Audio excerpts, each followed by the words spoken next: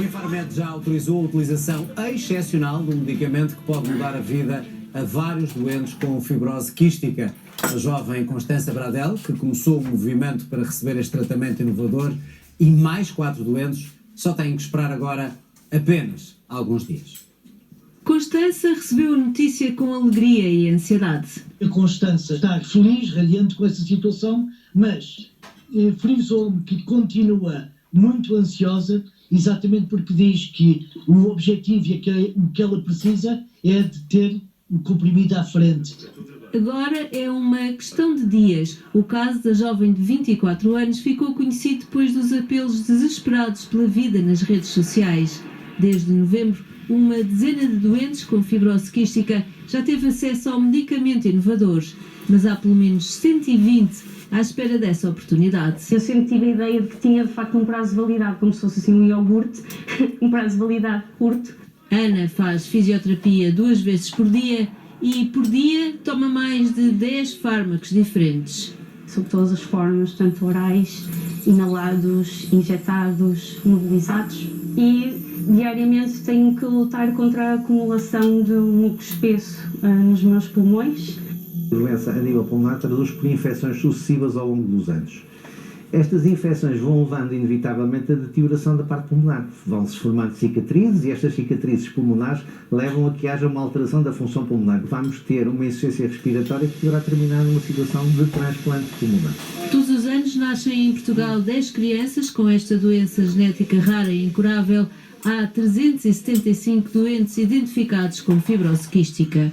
Um medicamento que melhora a qualidade e a expectativa de vida dos doentes foi aprovado pela Agência Europeia do Medicamento no verão passado e já está a ser comercializado em países como a Alemanha, a França e o Reino Unido. Em Portugal, o Infarmed começou o processo de autorização em janeiro. Por enquanto, o fármaco só está acessível nos casos mais graves mediante pedido de utilização excepcional por parte das unidades hospitalares. Esta terça-feira, o Infarmed aprovou os novos pedidos de utilização excepcional submetidos pelo Centro Hospitalar Lisboa Norte, onde se inclui o caso de Constança.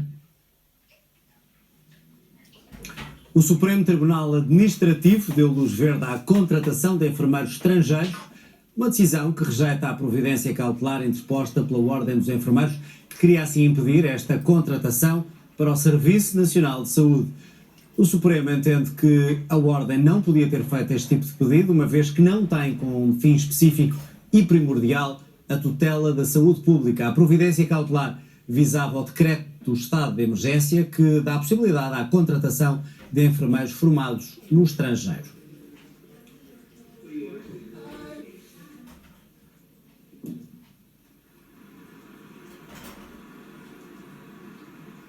A testagem à Covid nas escolas privadas, após o regresso ao ensino presencial, provoca a indignação do setor privado. O Governo aprovou uma verba de quase 20 milhões de euros que vai, em grande parte, servir para financiar a testagem de alunos e professores, mas nas escolas públicas. Ainda sem certezas, as escolas privadas não aceitam ficar de fora na estratégia de testagem que está a ser preparada para o regresso ao ensino presencial. O vírus não escolhe as pessoas que infecta em função das suas opções educativas. O vírus não escolhe, a norma da Direção-Geral da Saúde não diferencia, mas a estratégia de testagem dos alunos e professores exclui.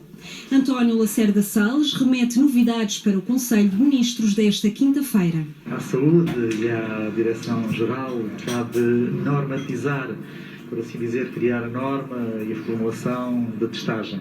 Depois caberá aos diferentes setores fazer a respectiva diferenciação ou não, em função das suas decisões. E também, com certeza, às próprias resoluções do Conselho de Ministros que vão evoluindo, e na próxima quinta-feira, com certeza, haverá também na resolução do Conselho de Ministros algumas novidades relativamente a essas matérias.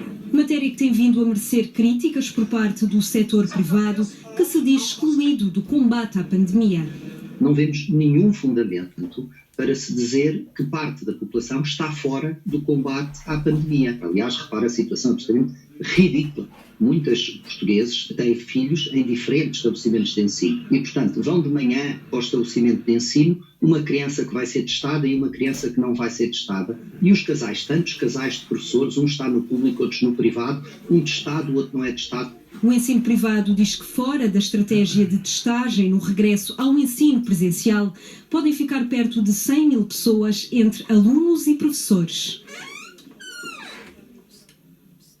Até agora, mais de 739 mil portugueses já receberam a primeira dose da vacina contra a Covid-19 e mais de 293 mil têm já vacinação completa. O relatório da vacinação da Direção-Geral de Saúde revela ainda que 47% da população com mais de 80 anos já tomou a primeira dose da vacina, 10% as duas doses. Esta é a faixa etária com mais vacinas administradas. A vacina russa contra a Covid-19 pode vir a ser produzida em Itália. O acordo anunciado hoje destina-se a produzir 10 milhões de doses por uma farmacêutica que é subsidiária de uma companhia suíça. O acordo foi assinado com o Fundo de Investimento Russo, a entidade que está a comercializar a produção da vacina em todo o mundo. O regulador italiano ainda precisa de aprovar este acordo para que a produção avance. A Sputnik V está nesta altura a ser utilizada em 45 países, entre eles a Hungria. A Agência Europeia do Medicamento ainda não homologou a utilização da vacina russa no espaço comunitário. Começou hoje a fase de instrução do processo da aeronave que matou 2 pessoas numa praia na costa da Caparica em 2017. 3 dirigentes da Autoridade Nacional de Aviação Civil são acusados. O presidente da ANAC confirmou que o piloto instrutor responsável pela aterragem de emergência estava licenciado para voar, apesar de reformado por invalidez e por doença psiquiátrica. Quase 4 anos depois do acidente com uma aeronave na costa da Caparica que provocou a morte a uma criança e a um homem, começa não o julgamento, mas a fase de instrução. São as vicissitudes dos tribunais, do funcionamento da justiça. É preciso compreender, independentemente das coisas demorarem mais ou menos tempo, a justiça às vezes precisa do seu tempo, tem as suas fases, tem os seus rituais. O piloto Carlos Conde de Almeida é acusado, entre outros crimes, de homicídio por negligência. Para o Ministério Público, violou as regras de aviação e escondeu que era reformado por invalidez devido a uma doença do foro psiquiátrico que lhe podia afetar a reação em situações de stress. Vai prestar declarações? Vai ficar em silêncio nesta fase. Já o presidente da Autoridade Nacional de Aviação Civil, também acusado neste processo, pediu para falar. O que é que tem para dizer, não é? Dizer lá dentro. Muito obrigado. Mas vai dizer que está de consciência tranquila em relação à posição da ANAC? Luís Ribeiro confirma que o piloto estava licenciado para voar, apesar da doença psiquiátrica. Garante que na altura a ANAC não tinha forma de saber disso. Não recebemos informação de que o piloto estava incapacitado para voar. A informação que recebemos do Centro de Medicina Aeronáutica é apto ou inapto, mais nada. 3 dirigentes da ANAC são apontados pelo Ministério Público como responsáveis pelo que aconteceu, por falhas na supervisão e fiscalização, quer da escola, quer do piloto. Em tribunal, asseguram que cumpriram com todos os deveres. Nós não temos nenhuma responsabilidade, nem em termos de supervisão, nem em termos de certificação, nem em termos de renovação das licenças do piloto. 3 responsáveis da Escola de Aviação onde Carlos Conde de Almeida trabalhava como instrutor estão também acusados. A 2 de agosto de 2017, a aeronave fez uma aterragem de emergência na praia de São João da Caparica depois de uma falha no motor. A juíza ainda vai decidir quem vai ou não a julgamento. Depois da polémica entrevista do Príncipe Harry e da mulher, a reação agora da rainha às acusações de racismo na Casa Real Britânica.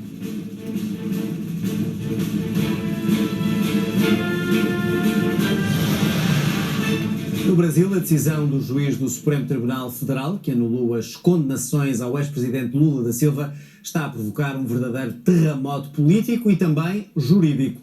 A reportagem é do correspondente Pedro Sá Guerra. Uma guerra política dentro de uma instituição jurídica, uma divisão entre os 11 juízes do Supremo Tribunal Federal. De um lado, a ala que defende que Lula da Silva deve voltar a ser julgado, sendo mantidas todas as acusações, e do outro, a ala que considera que o ex-juiz Sérgio Moro não foi imparcial durante todo o processo da Lava Jato. É bem verdade, né, que dentro desses dois grupos há uma consciência de que uma suspeição ampla do ministro Moro pode significar a anulação de uma série de julgamentos em relação a outros personagens políticos e que isso não seria bom para o cenário político brasileiro. Isso vai depender de uma engenharia jurídica que nós ainda não conhecemos. Uma decisão que provocou um terremoto político. Bolsonaro acredita que os brasileiros não irão esquecer a gestão de Lula da Silva. Eu acredito que o povo brasileiro não queira sequer ter um candidato como esse em 22, muito menos pensar numa possível eleição dele. Você pode ver, a Bolsa já foi lá para baixo, o dólar foi lá para cima. Todos nós sofremos uma decisão como essa daí. Agora espera que a turma do Supremo restabeleça aí o julgado. No Palácio do Planalto, os alarmes soaram de imediato. É bem verdade que o Palácio do Planalto foi pego de surpresa em relação aos acontecimentos de ontem. O Palácio do Planalto gostaria que esse acontecimento tivesse se concluído um pouco mais à frente, para que ele pudesse tentar se recuperar do forte ataque que ele tem sofrido por consequência do descontrole do avanço da epidemia e da crise econômica que segue em paralelo em relação a isso no país. Lula da Silva tinha prometido uma reação para hoje, mas cancelou-a até que o Supremo Tribunal Federal decida o recurso da sua defesa, que acusa o ex-juiz Sérgio Moro de não ter sido imparcial durante o julgamento dos seus casos no processo Lava Jato. André Veloso e Pedro Sá Guerra, a RTP no Brasil. Nos Estados Unidos, o julgamento dos polícias suspeitos do homicídio de George Floyd arrancou sob fortes medidas de segurança. Milhares de pessoas manifestaram-se diariamente frente ao tribunal. A morte deste afro-americano deu origem aos maiores protestos contra o racismo em todo o mundo. A reportagem é do correspondente nos Estados Unidos, João Ricardo Vasconcelos.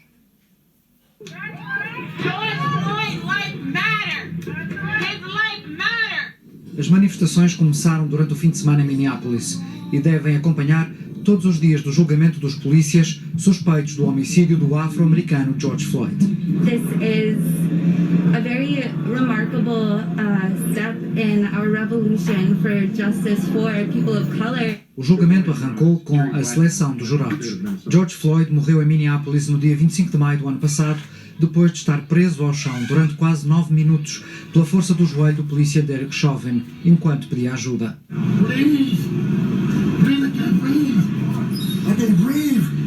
Para além de Derek Chauvin, outros 3 polícias são acusados de cumplicidade.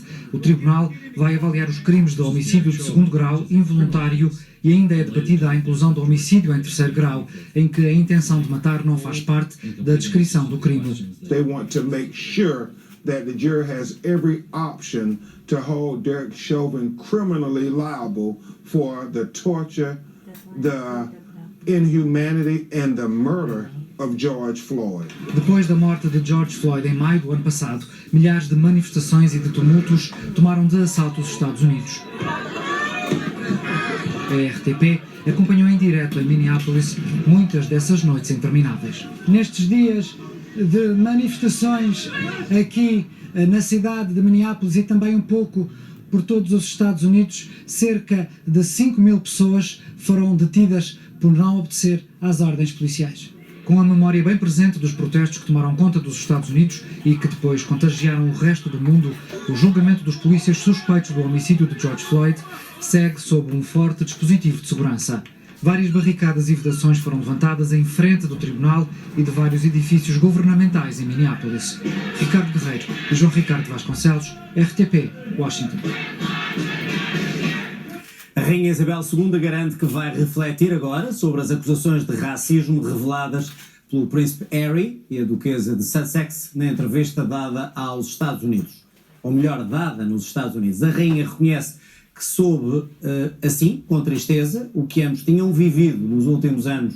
Em comunicado, o Palácio de Buckingham admite ainda que as questões levantadas por Harry e Meghan, nomeadamente sobre racismo na família real, são preocupantes e vão ser tratadas de forma séria. Na entrevista transmitida no último domingo, o casal garantiu que um membro da família real se tinha mostrado preocupado com a cor que o filho do casal iria ter quando nascesse. Harry e Meghan acusaram também a família real de falta de apoio contra a perseguição da imprensa e de os ter tentado silenciar. Os 3 campeões europeus de pista coberta já estão em Portugal. Oriol Dongmo, Patrícia Mamona e Pedro Pichardo já pensam agora apenas nos Jogos Olímpicos.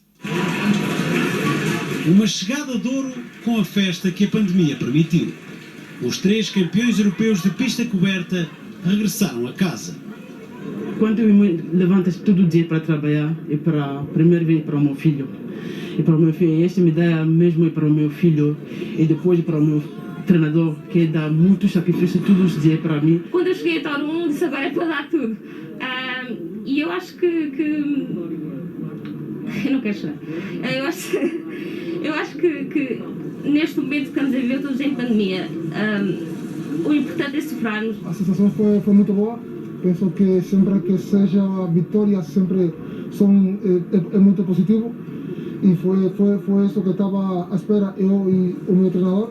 Oriol Dongmo, do lançamento do peso, Patrícia Mamona e Pedro Pablo Pichardo, do triplo salto, olham agora para os Jogos Olímpicos. Na minha cabeça sempre está o melhor resultado, que é o ouro, e para isso que treino todos os dias. Tenho a prova mais importante desta época, os Jogos Olímpicos, e estou muito, muito confiante. E também agora já não tive escola, espero não ter mais Covid outra vez. Para os Jogos Olímpicos eu vou começar a trabalhar e, como eu costumo dizer, eu vou dar o meu melhor e Deus vai fazer o resto. Antes de voltar aos treinos, com o olhar colocado em Tóquio, é ainda tempo de festejar. É que a participação portuguesa nos europeus de pista coberta fica para a história. Pela primeira vez, Portugal conquistou 3 medalhas de ouro numa grande competição internacional.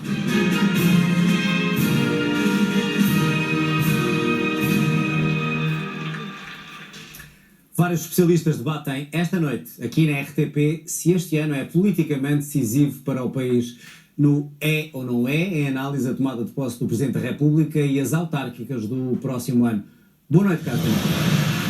Boa noite, João. Como tu próprio destacaste logo a abrir este telejornal, Marcelo Rebelo de Sousa promete ser o mesmo, mas não falta quem aposte que vai ser diferente no segundo mandato, como antes dele Mário Soares, Jorge Sampaio ou Cavaco Silva. Pode mudar essa relação com o Governo? O Presidente assume que pretende estabilidade, mas sem pântanos. E isto num ano que é o da resposta à crise com o dinheiro da bazuca e de umas muito relevantes eleições autárquicas no outono. É ou não é então 2021 um ano decisivo para o futuro do país? Respondem em direto esta noite, entre outros, João Soares, José Eduardo Martins, Ana Sá Lopes, Graça Franco e António Costa Pinto. É logo a seguir às 10 da noite. Até já. Até já, encontro marcado a não perder, é ou não é o grande debate daqui a pouco, mais logo, na RTP1. Artistas e produtores exigem um plano para o desconfinamento da cultura. Os profissionais do setor pedem ao Governo que a cultura não seja deixada para a última fase. Mas será que os primeiros vão ser os últimos? Será que os primeiros vão ser os últimos? A pergunta repete-se a cada artista, a cada técnico e a cada produtor. Temo que as coisas não corram sempre da melhor forma e não se possa ir abrindo perante os números as atividades até chegarmos à cultura de forma rápida. São dúvidas que afetam um setor confinado há vários meses, com quebras estimadas nos 80%. Numa altura como esta em que há pessoas que estão a passar fome, que não têm forma de ter uma vida digna, com famílias a cargo, não há uma preocupação, não há uma palavra, não há, enfim, os apoios que foram dados tardios, para mim são pensos rápidos, não são soluções estruturais. 4 em cada 10 trabalhadores da cultura são prestadores de serviço sem qualquer contrato, de acordo com os dados do inquérito aos profissionais independentes das artes e cultura. Um setor cada vez mais precário que acusa o Governo de falta de respostas numa altura em que se debate o desconfinamento do país. Parece que os políticos ainda não perceberam que existe uma correlação entre o acesso à cultura e a capacidade ou o nível de riqueza de um país, a capacidade de produção, a capacidade de criação de um país. Com o lema "A cultura é segura", reclamam uma estratégia contra a crise e pedem apoios do Plano de Recuperação e Resiliência, a chamada bazuca europeia. Pelo menos os órgãos de soberania está tudo calado sobre a recomendação da Comissão Europeia de aplicar no plano de resiliência, no mínimo 2% para a cultura. Um silêncio que não cala um universo de mais de 130 mil trabalhadores que continuam à espera de ver o copo meio cheio. Termina assim o telejornal. Tenham uma boa noite, fique bem e até amanhã.